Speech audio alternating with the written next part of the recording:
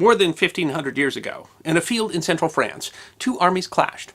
They were each headed by a powerful and ambitious king who was looking to extend his power and influence and prestige farther than he ever had before. They were Clovis, who had united all the Frankish tribes under a single banner, and Alaric II, king of the Visigoths. And those names might be familiar to you, or they might not be familiar to you, but the battle they fought near Vouillé in 507 AD had an enormous impact on the future of Europe.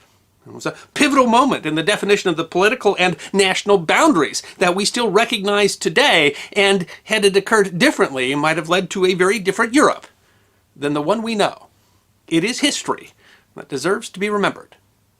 Traditionally, many historians date the fall of the Western Roman Empire to the year 476, when the barbarian king Odoacer sacked Rome and deposed the child emperor Romulus Augustulus. The decline of the Western Empire didn't happen all at once, however, and by the time Augustulus was deposed, large parts of the empire were already under the control of barbarian powers, including much of what would become modern France and Spain. At that time, kingdoms didn't have the carefully delineated and legally enforced boundaries of modern nation-states, but they ruled or claimed to rule as far as they could physically project their power. The Visigoths' early history is unclear and shrouded in myth and legend, but by the 3rd century AD, they constituted a powerful military force in Dacia, roughly modern-day Romania. In 410, the Visigoths sacked Rome, the first time in nearly 800 years that the city had fallen to a foreign enemy. The Visigoths would be given Roman land in Gaul, from which they would eventually create an independent kingdom and expand into the Iberian Peninsula. Under King Euric, the Visigoths' various factions united, and Euric was effectively able to conquer most of modern Spain as well as much of southern France, as far north as Nantes. By the time that Euric's son Alaric II rose to the kingship, the Visigoths were one of the most powerful kingdoms in Europe, with their capital in Toulouse. Alaric II took his name from his grandfather, the king who had sacked Rome in 410. The kingdom of the Franks also formed in the crumbling embers of the Roman Empire. To the Romans, the term Franks referred to a number of Germanic tribes who settled north of the Rhine on the border of Roman Gaul. At times, all of the Frankish tribes served in the Roman armies, but it was the salient Franks who were allowed to settle within the empire. The Franks repeatedly rebelled under the Romans in the 5th century until the rise of Childeric and his son Clovis, both of whom were called King of the Franks in the Gallo-Roman army, even before they had an actual kingdom to rule. The Franks' core territory lay in modern Belgium and the Netherlands. Clovis seemed to have inherited the kingdom around age 15, and by then most of Gaul was under the control of Visigoths and Burgundians, with the exception of a Roman rump state isolated completely from the city of Rome, the subject of another episode of The History Guy. Clovis led an aggressive campaign to expand his kingdom. Along with allies, he destroyed the Roman rump state and secured his control over northern France, which gave him control of a Roman arms factory and several Roman military units, which he integrated into his own army. He would set his capital at Paris, and at some point during his reign, variously reported between 496 and 508, he converted to Catholicism at the behest of his wife, securing a lasting and powerful alliance to the Roman Church. In turns, the two powerful kingdoms had defeated the primary threats to their realms. Clovis defeated the Burgundians in Alemanni and allied with the Amorici, and Alaric consolidated his control of Hispania by defeating local tribes and forcing the Vandals into North Africa.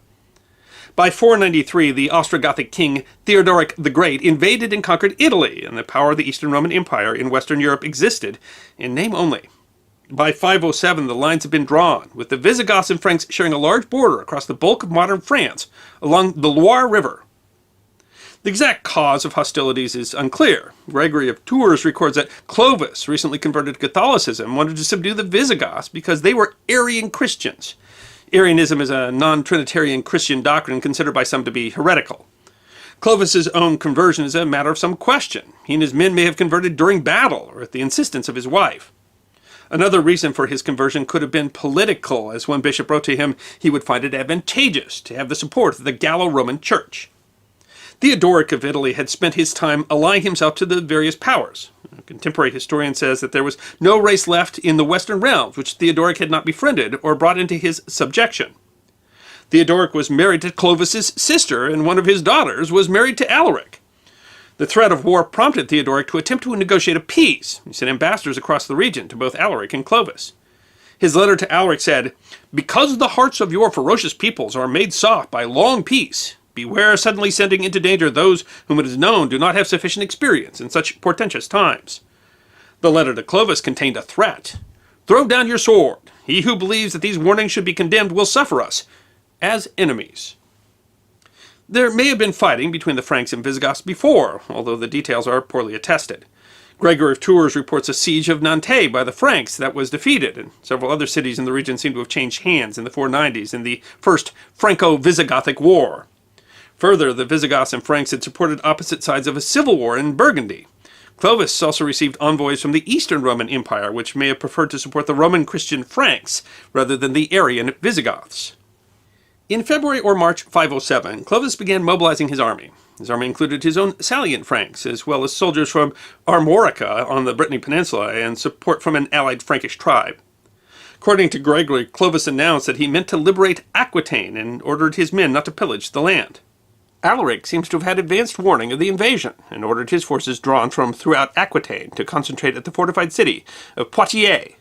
Poitiers lay at a crossroads and controlled the crossing of the Vienne River, which was likely swollen from melting snows and spring rains.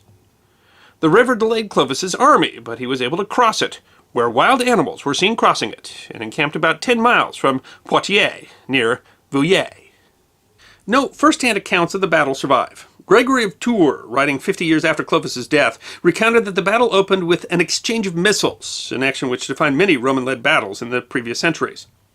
Gregory then describes the charge of Visigothic cavalry, which struck the Frankish infantry but failed to break it. For Gregory, the most significant moment of the battle was a one-on-one fight between the two kings, where Clovis bested Alaric and killed him. Clovis is also described as barely escaping death at the hands of two Visigothic soldiers attempting to avenge their king, but he was saved from death by the help of his coat of mail as well as by his fast horse. Gregory's accounts in general have been viewed critically by modern scholars, who see much of the narrative as a kind of a historical fiction meant to shame the troublesome grandchildren of Clovis, who ruled Francia when Gregory wrote his history. Throughout the narrative, Gregory is dismissive of the Arian Visigoths, who he says fled the battle as was their custom. Gregory's biases also reveal themselves in his description of Clovis converting during battle, a deliberate parallel to the Roman Emperor Constantine, who brought Christianity to Europe.